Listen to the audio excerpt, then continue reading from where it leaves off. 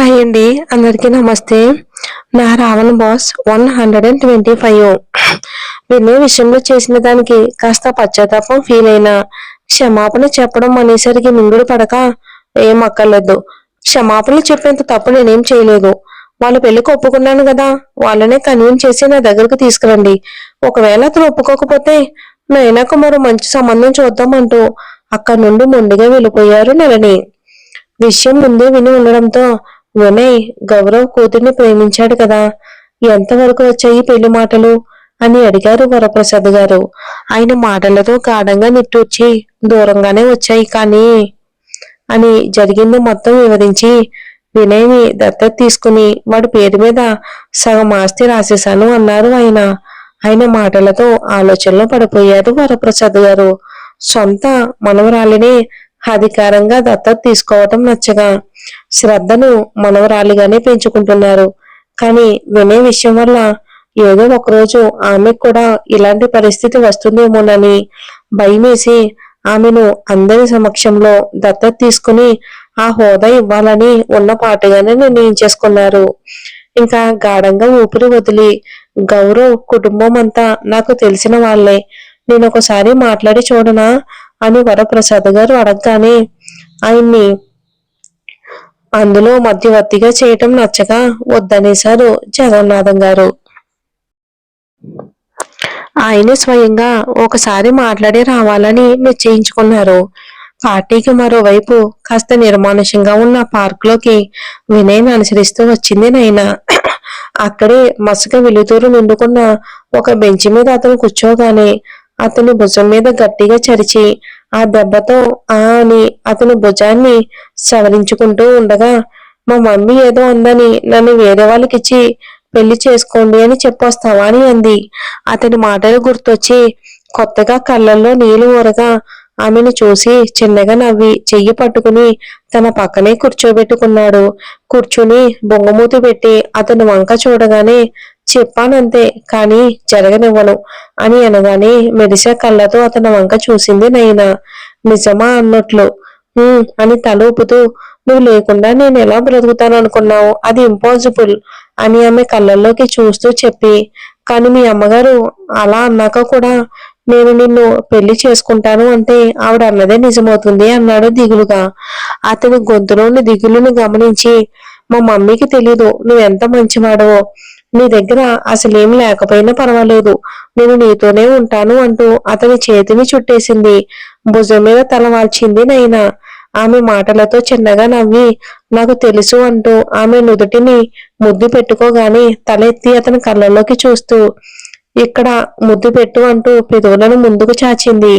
ఆమె ఎలా అనగానే చుట్టూ చూస్తూ, ఇక్కడ ఎవరైనా చూస్తారేమో అని వినయ్ అనగానే కోపంగా కళ్ళు తెరిచి, ఇక్కడ ఎవరూ లేరు, అందరూ పార్టీలోనే ఉన్నారు, ఇక్కడికి ఎవరూ రారు అని అసహనంగా అంది.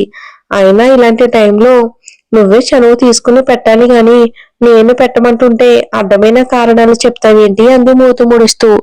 ఆమె మాటలతో నవ్వేసి తల మీద చిన్నగా తట్టి, రాక్షసివే నువ్వు అని అనగానే ఏదో ఒకటి కిస్ అయితే ఇవ్వు అని మెల్లి పెదవులను చూపగానే ఇంత ఫాస్ట్ ఏంటి నువ్వు అని సిగ్గుపడుతూ పక్కకి చూశాడు.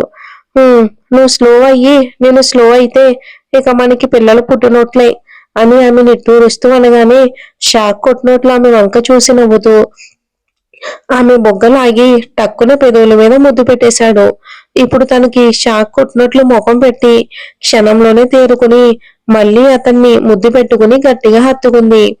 మీద పడిన ఆమెను గుడ్డెల మీదకి లాక్కుని నుదుటి మీద ముద్దు పెట్టుకుని తల నిమిరాడు వినయ్ ప్రేమగా. ఇక పార్టీ కూడా ముగిసింది. ఇంట్లో సమావేశమయ్యారు అందరూ. జగన్నాథం గారికి అర్థమైన విషయాలతో పాటు జరిగినవన్నీ ఆకాష్ వివరించాడు. వాళ్ళతో మాట్లాడాలని నిర్ణయించుకున్న జగన్నాథం గారిని వద్దని ఆపేశాడు వినయ్. వాళ్ళెంతగా నచ్చ చెప్పినా తనకు జరిగిన అవమానం పదే పదే గుర్తొస్తూ ఉంటే ఆవిడను కన్విన్స్ చేసేందుకు ప్రయత్నించడం కూడా మనసు అంగీకరించడం లేదు వినయ్కి. ఈ రోజు ఆస్తి ఉందని దగ్గరికి తీసుకోగలిగినవిడ రేపు అతనికి ఇవన్నీ దూరమైతే కూతుర్ని పుట్టింటికి తీసుకెళ్లిపోవటానికి క్షణం కూడా ఆలోచించరు. మనసులో ఉన్నదంతా ఆకాష్ దగ్గరే చెప్పేశాడు వినయ్. ఇంటికి వెళ్ళగానే నళిని పిలుస్తున్నా వినిపించుకోకుండా ఆవేశంగా నడుచుకుంటూ తన గదికి వెళ్ళిపోయిన నయనాన్ని చూస్తూ, ఏంటండి ఇది ఇలా చేస్తుంది? నేనేం చేసినా దాని మంచి గురించే కదా. ఇన్నేళ్లలో ఎప్పుడైనా ఇలా నాతో మాట్లాడకుండా వెళ్ళిందా? ఆ బయట మనిషి కోసం కన్న తల్లిని బాధ పెడుతుంది అన్నారు.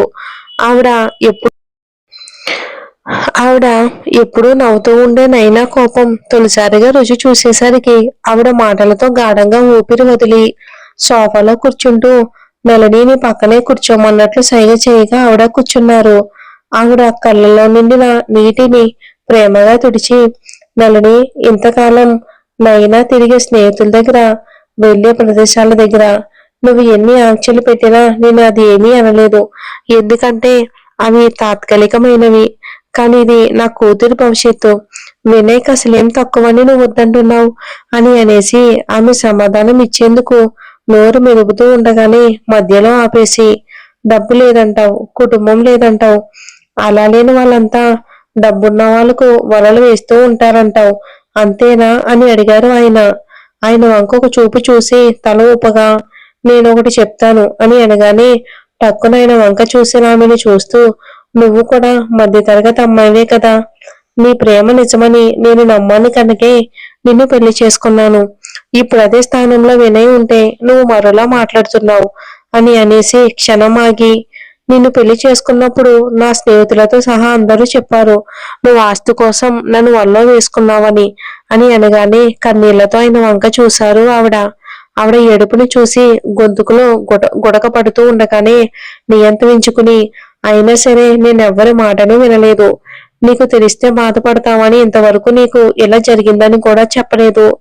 ఎందుకంటే నీ గురించి నేను నా తల్లిదండ్రులు అర్థం చేసుకున్నాం కాబట్టి నీకు ఈ స్థానం దొరికింది. ఒక్కనొక బిడ్డ విషయంలో ఇంత కఠినంగా ఉంటున్నావేంటి అని ఆయన అడగగానే ఆవిడ గురించి అంత దారుణంగా జనాలు అనుకున్నారని తెలియగానే అవమానంగా అనిపించి కళ్ళ నుండి నీళ్లు జారాయి.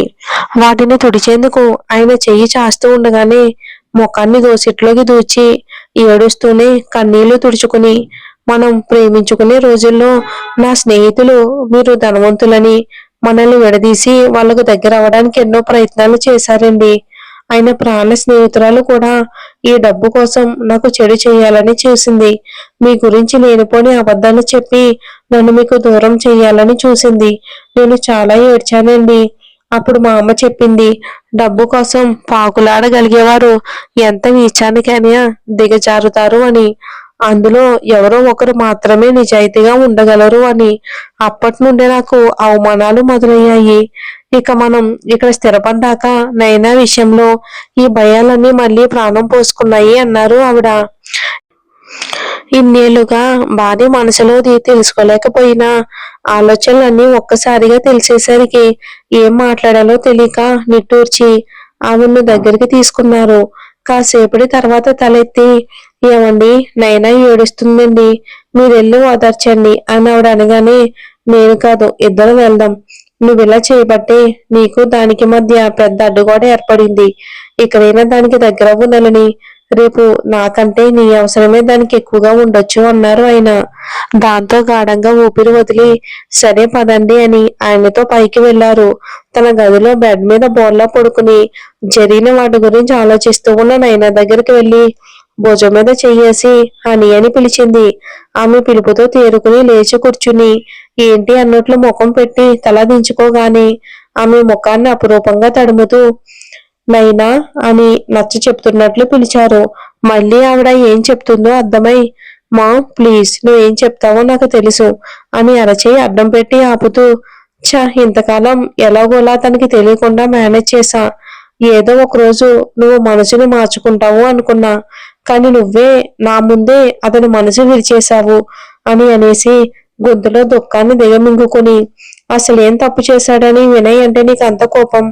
అవును, తనకి డబ్బు లేకపోయి ఉండొచ్చు, అయితే తనలాంటి వాణ్ణి ప్రపంచం మొత్తం వెతికినా తీసుకురాలేవు నువ్వు అని అనేసి దిక్కులు చూస్తూ, తనకు నా ఆస్తే కావాలి అనుకుంటే మీ ఇష్టం లేకుండా నన్ను పెళ్లి చేసుకోమని నేను అడిగిన రోజే సరేననేవాడు. కానీ తను మీ గురించి ఆలోచించాడు. నాకంటే ఎక్కువగా ఆలోచించాడు. వినయ్ బంగారు అమ్మ, నువ్వేం చేసినా సరే నేను అతన్ని తప్ప ఇంకెవరిని చేసుకోను అంది ఏడుస్తూ. వెంటనే ఆమె కన్నీళ్లను తుడిచి, ఏడవకు బేబీ అని గౌరవ్ గారు అనగానే గాఢంగా ఊపిరి వదిలి ఆమె చేతులను అరచేతుల్లోకి తీసుకుని, హనీ నువ్వింతలా బాధపడుతున్నావంటే నేను మాత్రం పంతంగా ఎందుకుంటాను? నీకు వినయనిచ్చి పెళ్లి చేస్తాను. రేపే వాళ్ళతో మాట్లాడతా సరేనా అన్నారు ఆవిడ. ఆవిడ మాటలతో కళ్ళల్లో మెరుపులతో నిజమా మా అమ్మని అడిగి ఆవిడ నవ్వుతూ తలోపగానే thank you mom, thank you so much అని ఆవిడ్ని హత్తుకుంది నైనా. ఆ మరుక్షణమే పక్కనే ఉన్న గౌరవ్ గారిని చూసి ఆయన ప్రమేయం లేనిదే ఏదీ జరగదని తెలుసు గనుక ఆయన్ని కూడా హత్తుకుని సంతోషం అంతా బయటపడేలా ఇద్దరికి బుగ్గల మీద ముద్దులు పెట్టి థ్యాంక్ యూ చెప్పింది నైనా. మరి ఏం జరుగుతుంది అనేది వచ్చే ఎపిసోడ్ లో చూద్దాం.